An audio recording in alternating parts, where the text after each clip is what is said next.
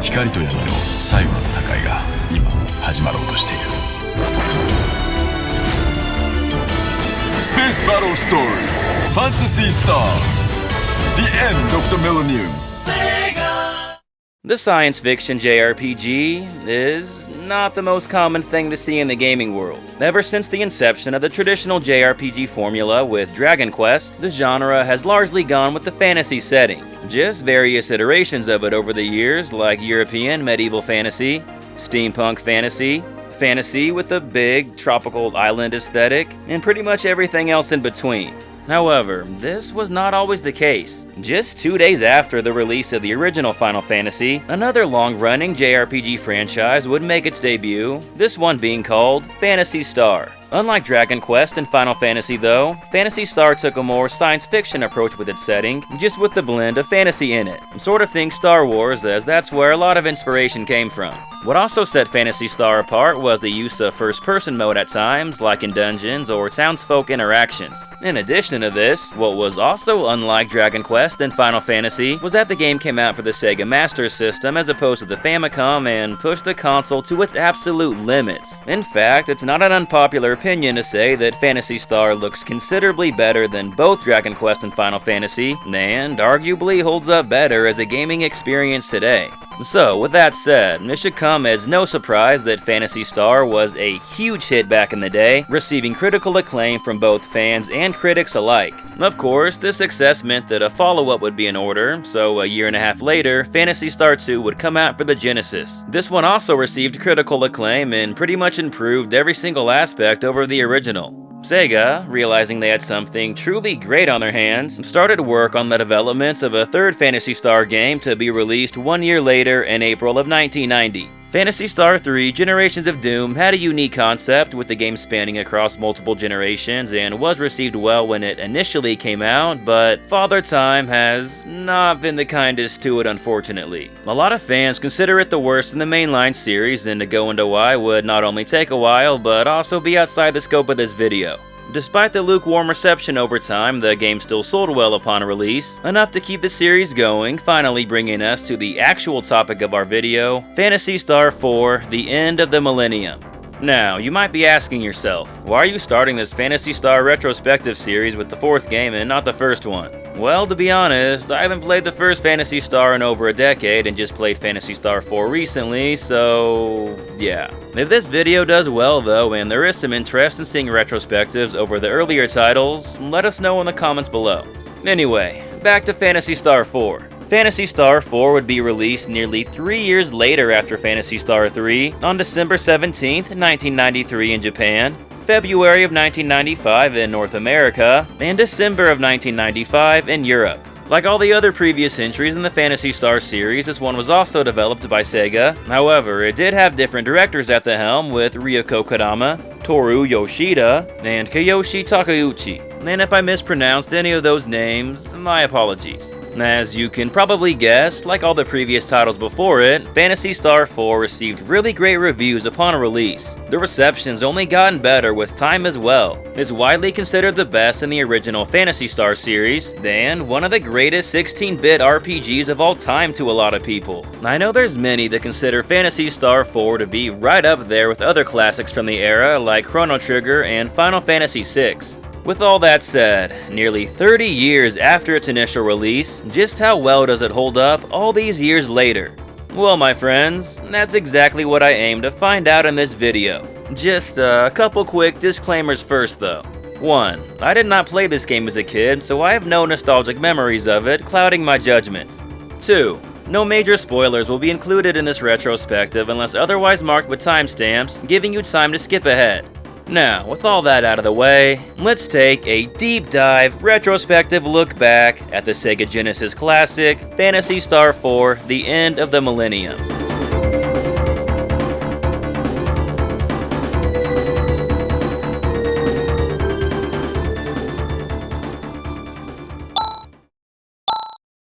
The story of Phantasy Star IV begins with our main hero, a new hunter by the name of Chaz, getting called over by fellow veteran hunter, Alice. Yeah, I'm sure a lot of people pronounce it Alice, but this is just what I decided to roll with. By the way, this game obviously has no voice acting and there's a lot of unusual sounding names, so bear with me here if I don't pronounce some of them in the ways that you guys do.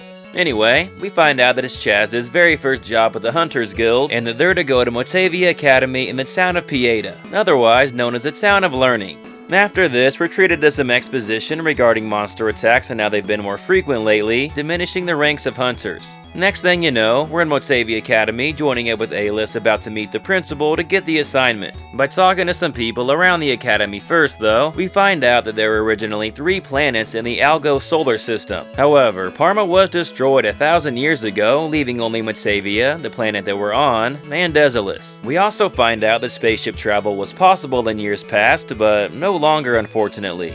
Yeah, okay, we'll see how long that lasts. JRPG 101, if something is ever hinted at, it can and will happen. We then meet the principal, find out there's a monster outbreak in the basement, and that he wants us to check it out. As you can see, some plot dialogue plays out over more comic book panel style cutscenes, and these really set the series apart from other JRPGs back in the day. They just do such a great job immersing you in and showing a level of detail to the world not usually seen. I absolutely loved seeing these throughout the game. They happen a lot, and they look awesome every time. Seriously, super cool stuff. Anyway, we then go to the basement. However, on the way there, get confronted by an assistant at the academy named Han who wants to join us. Apparently, he works for a Professor Holt who went to investigate a place called Birth Valley and hasn't returned since. The principal's also being sketchy and won't send anyone there to help out, so Han thinks there's some connection between that mystery and the monster outbreak at the academy. Alice does agree to let him join, but only for a little fee, that is. This becomes a recurring gag for a while, so you better get used to it. I also like how it subverts that old JRPG trope of not just letting any random person join your party if they have nothing to offer you.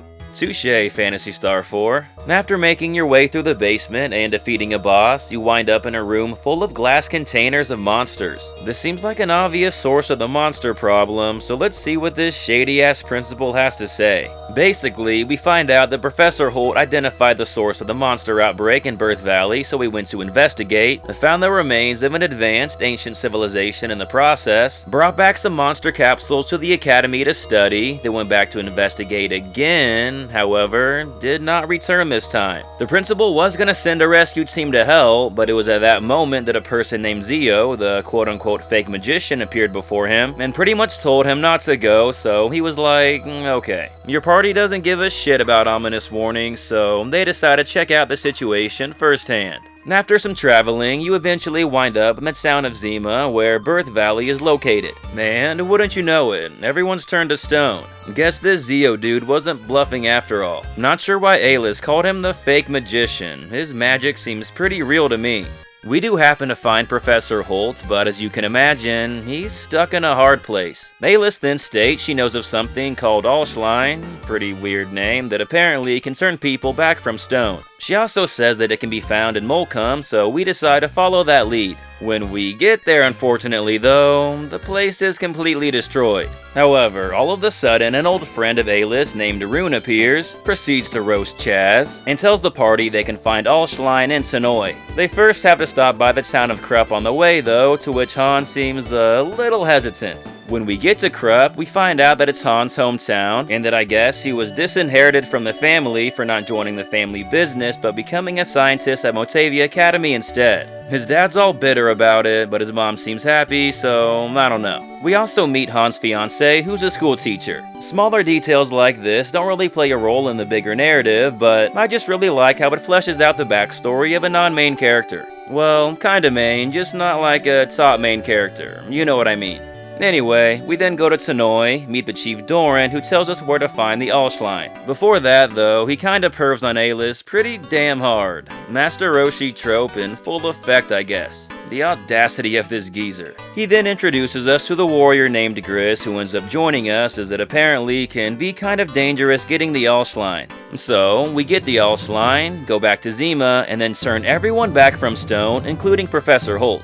At this point, it seems like the day is saved as we're to report our findings to the Academy. But of course, it's not that simple. Professor Holt wants to investigate Birth Valley further and ends up in a bio-plant of sorts. We then meet a mysterious pink-haired girl with cat-like ears by the name of Rika, who then explains to us that we're in a research facility from 1,000 years ago that's job is to regulate the soil, climate, and ecosystem of Motavia. With that said, things haven't been functioning well, and is why there's been a monster outbreak as of late. She tells us in order to find out more info to talk to someone named Seed, so we do just that. Well, it turns out that Seed is the main control system and AI of the bioplants and gives us the lowdown on what's been going on. To sum things up, the system's been running out of control, continuously breeding harmful monsters and other bad things, and if it's not stopped soon, the planet Motavia itself is gonna be destroyed. However, if you go to the plant nervous, all systems can be shut down at once. But alas, in order to do that, we need the help of the android Demi, who's unfortunately being held captive by the man of the hour, Zio.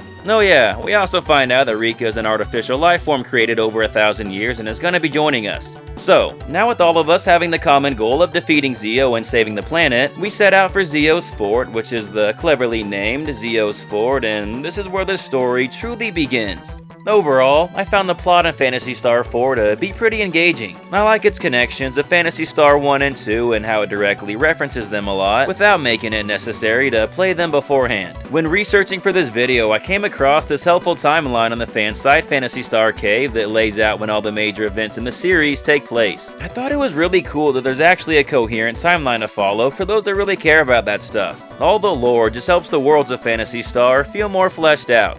With that said, I gotta be real. While I do enjoy the story in Phantasy Star IV, in my opinion, it's also one of the least interesting aspects about the game, which just goes to show how strong the game is in general. Like, this game gets compared a lot to other classic 16-bit RPGs like Chrono Trigger and Final Fantasy IV and VI, and I do think Phantasy Star IV stacks up to those games in other aspects, but I wouldn't say the story was one of them. While I was engaged, personally, I wasn't as engaged as I was to the stories in those other titles.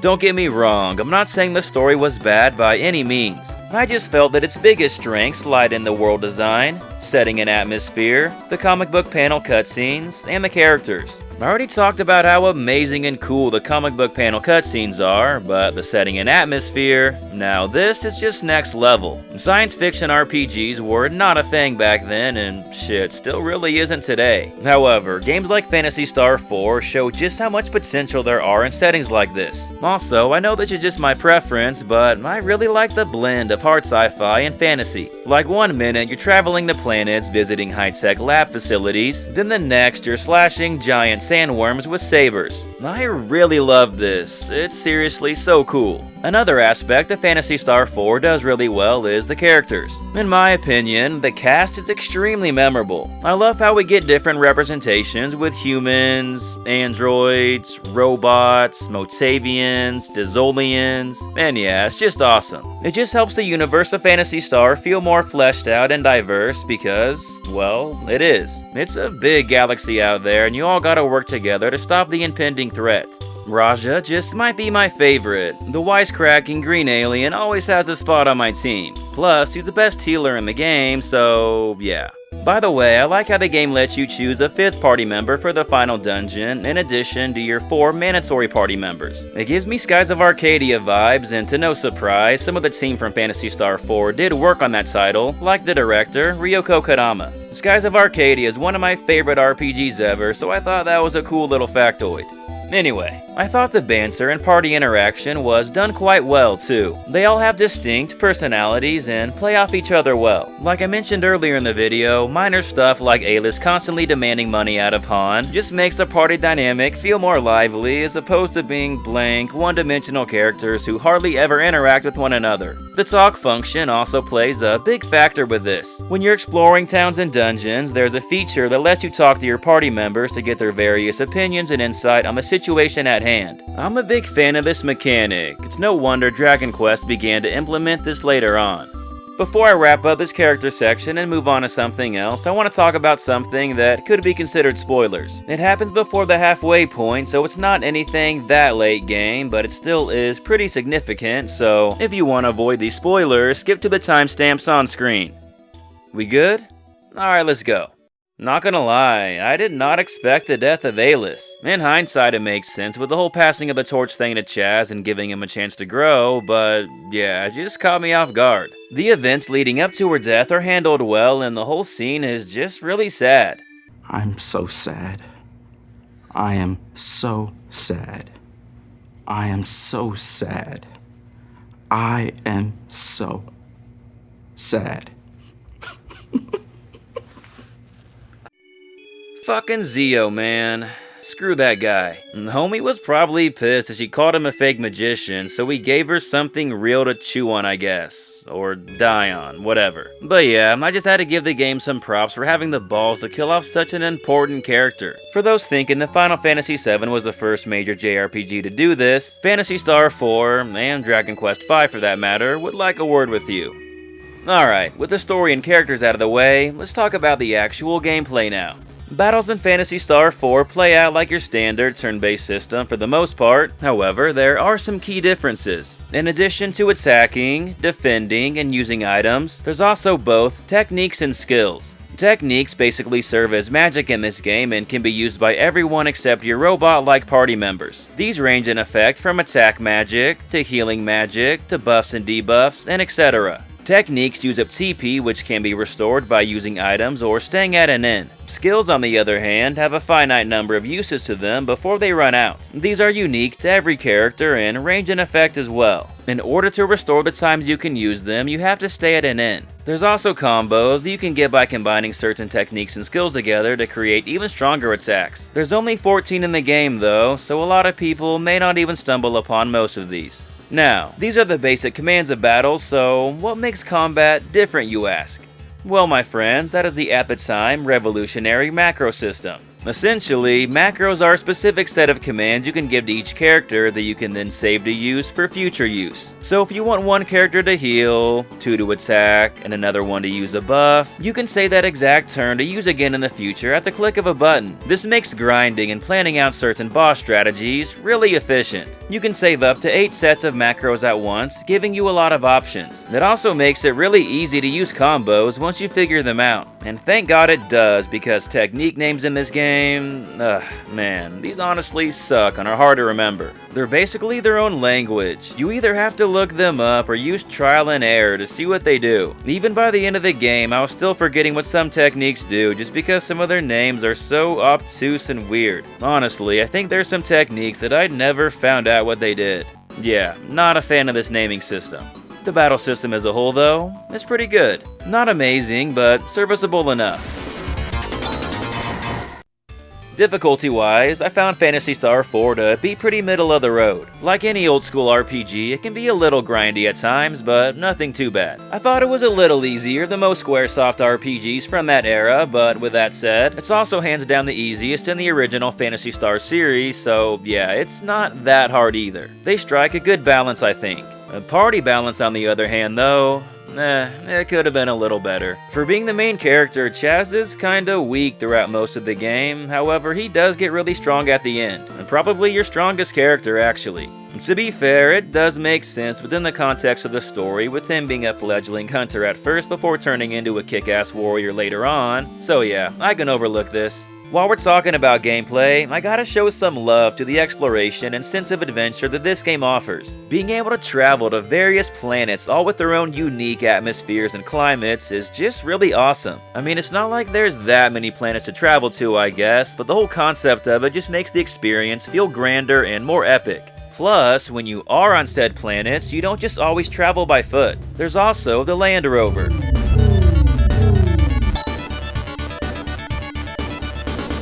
This allows you to traverse faster and even lets you get past certain terrains later in the game that you wouldn't be able to otherwise. There's also specific Land Rover battles you can get into with larger enemies like sandworms and shit. However, mechanically, these don't really play out too differently.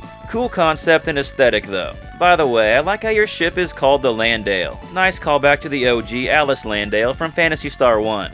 Back to the worlds themselves, not only are their atmospheres set in by their difference in design, but by, of course, the music as well. Each world has a distinctly different vibe, largely in part due to this. For example, Motavia has this adventurous feel to it, whereas Desolus has more of a, well, desolate and somber vibe. However, that's only at first. After some events transpire, causing the harsh, snowy conditions to disappear, the theme becomes a lot more bright and cheery to reflect this newfound atmosphere. I've said it before and I'll say it again. Phantasy Star IV does atmosphere well.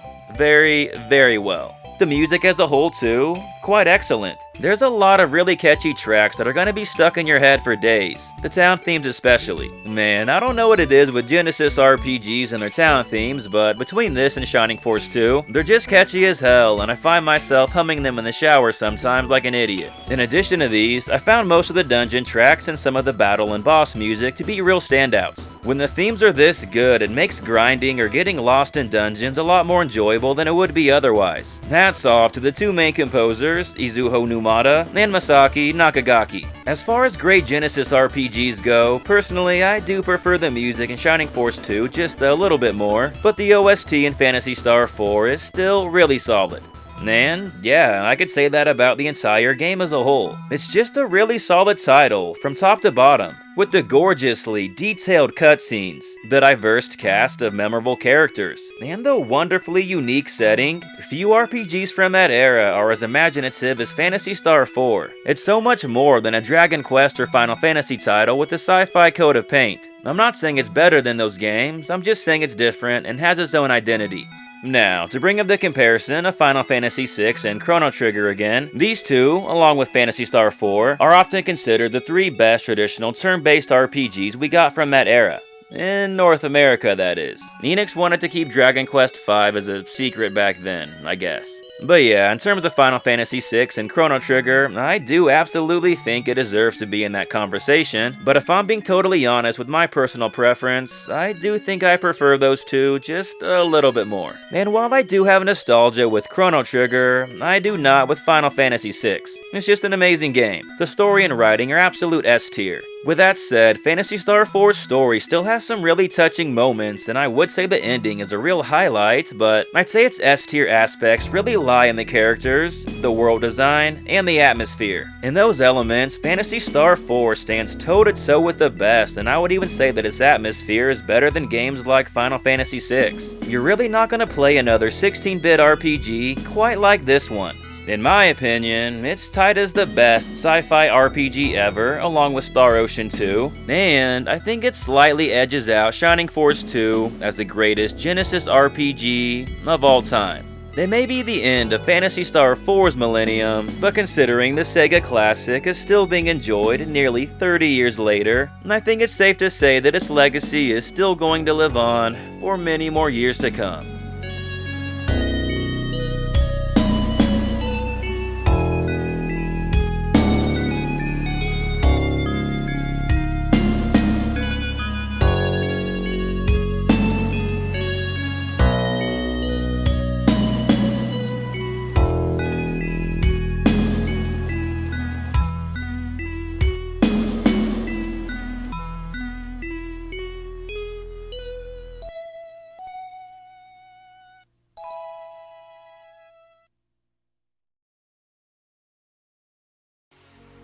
Alright, and that about wraps up this video. Thanks for watching everyone, we hope you enjoyed it. If you did, please either consider hitting that like button or subscribing to the channel if you haven't already. How do you guys feel about Phantasy Star IV though, and the series in general? Also, if you guys would like to see us cover older games in the series in similar videos, let us know in the comments below.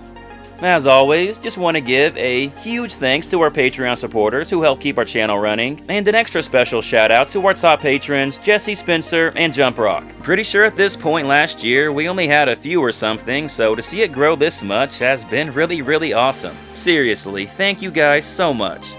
Other than that, thanks again for watching everyone, and hope you all have a wonderful day. This is Corbin from Gaming Productions. Until next time.